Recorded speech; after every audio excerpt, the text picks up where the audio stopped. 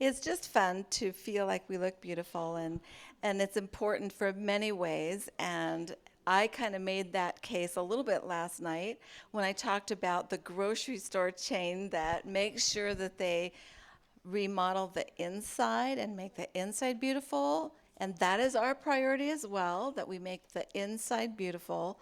And then they remodel the outside as a way of enticing people into the inside. And I love that analogy with when it comes to our own personal beauty, that we do have that focus on the inside, but we want the outside to reflect what's there. And especially as we carry the name of Christ, we want to represent him well. So I'm not an expert in any of this. I'm on my own little journey, but I've invited some other people to share this morning. And so I'm going to be inviting them up one after another and sharing in their particular area. So we're going to talk a little bit about hair and even, anyway, we'll get to it. I'll let each segment be a surprise.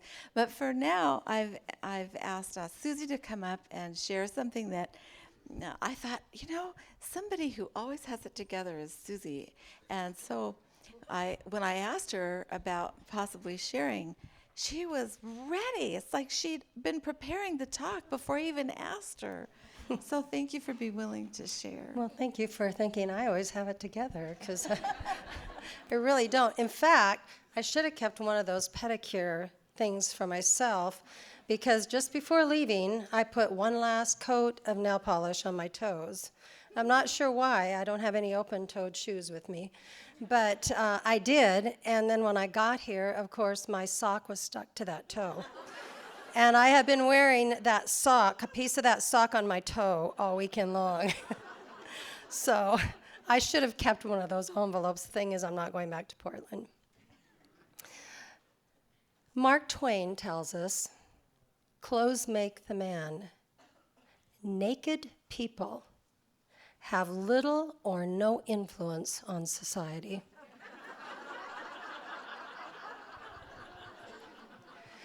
Consciously or unconsciously, we dress an impression.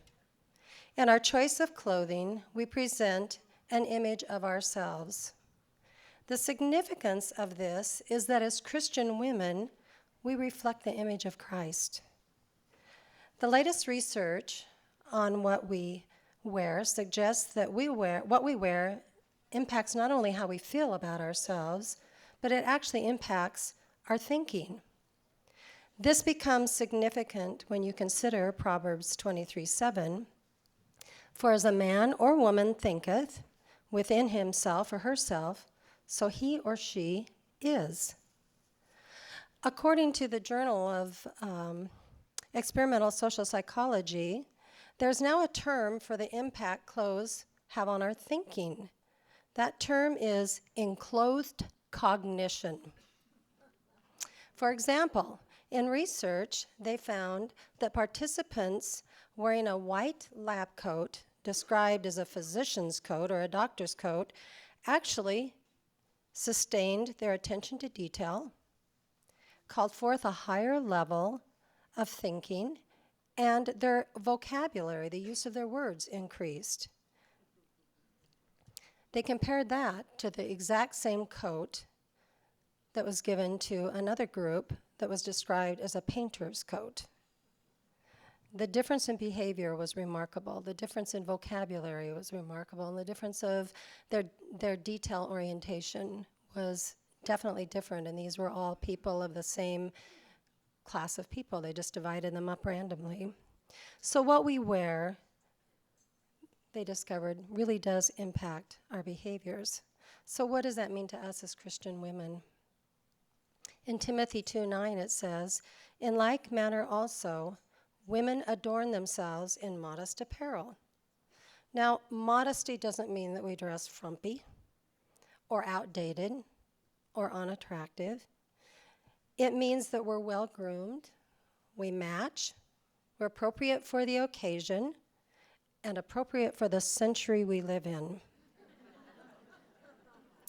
I was talking about this to my friend Christina right over here, who's just beautiful inside and out and always well put together.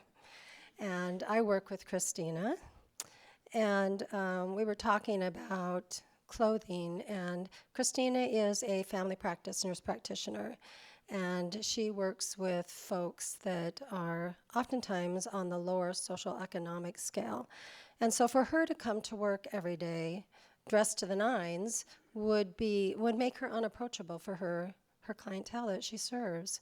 And she always looks really good, but she's not wearing the $300 shoes that we were talking about and a $500 suit. She dresses so that she's approachable, and that's how we should all dress, so that we're approachable for our population that we're around, that we want to attract. Our clothes and appearance are the most powerful, nonverbal communicator of our Christian character. They serve as a frame to reveal the picture of the one that we serve. As Christians, we can't say, what I wear is nobody's business. We want to attract people to us so that we can tell them about our Jesus. Overly dressed or underdressed creates barriers to being comfortable to being around. They create barriers to our approachability. So what does it mean to be a becomingly dressed woman? It means that our clothes should be in good repair, odor-free, clean and matching, and if they need ironed, iron them. It doesn't mean that they need to be expensive. Although if you've got the money to spend on clothes, I'm not here to tell you not to buy expensive clothing, but you don't need to buy expensive clothing to look good. I remember in the early 70s, dressing for success was all the rage. And they would have people go around with those color swatches. Have you all done that? Yes. I'm a winter. I happen to be wearing autumn clothes today, but I'm a winter. And I remember the lady that came in to give us our color coding and tell us what season we were. She came in this little double knit red suit, and it was about up to here. This was the early 70s, and kind of stiletto heels. Walked up there, and we were all waiting to find out what we were. And she pulled out the swatches, and I discovered I was a winter. So I was imparting this information to my mother, who, by the way, got a lot smarter the older I got. But at that point in time, I thought she probably didn't know about this stuff. And so I was imparting this knowledge on a shopping trip with my mother. We were going to get some school clothes. I was in college. And we were walking into the store, and I was saying, Mother, I can't wear anything but winter clothing. And so as we walked into the store, my mother pointed out this circular rack that was over in the corner of the store, and it had 50 to 80% off.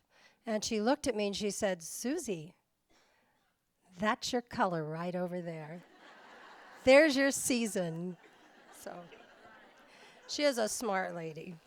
And my mother always dressed to the nines, and she spent very little on her clothing, but she always looked great. I learned a lot from her. The bottom line is we want to radiate a God-centered personality. Sister White says, dress neatly and becomingly. Do not make yourself the subject of remarks, either by being overdressed or by dressing in a lax, untidy manner. So a few little tricks that I learned through the years. I've historically done a lot of traveling on my job. I've had to fly most recently several times throughout the year. I go from Walla Walla to the Renton area where our corporate office is at. And I've discovered through the years that airlines do amazing things to your luggage if you're able to locate it when you get to the other end. And there's nothing worse, for me anyway, to get to my destination without my makeup, my curling iron, and my special hairdryer that I bring everywhere with me, much less a change of clothes. So I discovered that I could take one plain dress, black, navy blue, whatever, but a solid color.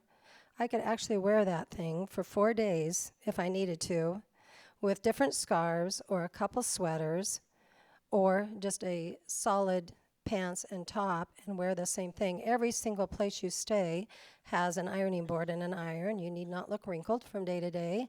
And if you practice good hygiene, you can generally get by with this. Gets back to the odor-free clothing. But I never check my luggage in. I'm always able to get things on a carry-on. And it's amazing what you can do with different scarves. People actually don't look at you from the waist down unless you're really unusual from the waist down. They look at you from this up. They're looking at your face. They're looking at this part of you. And I can guarantee nobody knew that I would wear the same dress for 3 to 4 days in a row, or the same pair of dark slacks, the same dark top, or light if it was in the summertime, because I always had a different scarf. You can do amazing things with scarves. They're a lot of fun. My hairdresser recently showed me how to make a little swag out of them, little jackets. And so you can Google that. So there's just a lot of things you can do. You don't have to have a huge wardrobe, but if you buy the right things, you can do a lot of things with them. It looks like you have an endless closet. Petite shops. And Sherry and I were kind of talking about this the other day. A lot of people don't realize the petite shops, it doesn't mean this. It doesn't mean that your waist is the size of a pencil. What it means is you're short like this. I've been in petite shops where I've seen size 18, size 22 petite. So when you think of petite, if you see a petite shop as having good values for your money, go into the petite shop. No matter what size you wear, if you're short, you'll probably find something in there in the petite shop. The other thing is I love to shop at thrift stores. I'm not suggesting you buy things at thrift stores. That happens to be my passion. I love to go to thrift stores. I love to shop at thrift stores. I get most of my clothes at thrift stores. The other day I was at the dry cleaners, and they always have this rack of things people never pick up. Everything on there is $5. And the pants I wore yesterday were my latest acquisition at the dry cleaners. Went in to pick up my husband's clothes, and there on the rack were pants that were just my size, petite. And so I bought them, and I wore them yesterday, and I spent a whopping $5 for those things. And they were like new and just recently dry cleaned. So again, if you don't like that kind of thing, that's fine. I just find it a lot of fun. So I guess just in closing,